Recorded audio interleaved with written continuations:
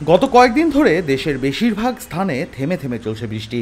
বৃষ্টির নিয়মিত আনাগোনার পরও কমছে না গরম। ভ্যাপসা গরম আর প্যাচ প্যাচে কাদায় বিপর্যস্ত জনজীবন। আষাঢ়ের শেষ ভাগে এসে মৌসুমি বায়ু দেশের ভূখণ্ডের ওপর সক্রিয়।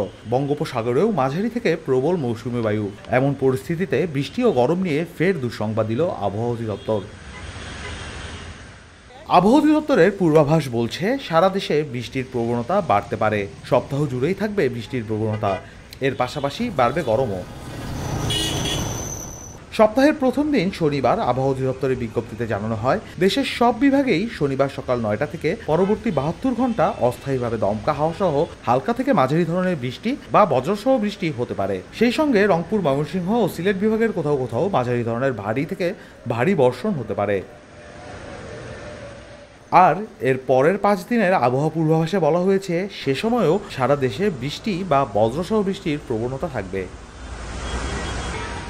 আবহাওয়া অফিসের তথ্য মতে বর্ষার মাঝামাঝি এসে মৌসুমি বায়ুর অক্ষ ভারতের পাঞ্জাব, হরিয়ানা, উত্তরপ্রদেশ, বিহার, পশ্চিমবঙ্গ ও বাংলাদেশের মধ্যাঞ্চল হয়ে আসাম পর্যন্ত বিস্তৃত রয়েছে।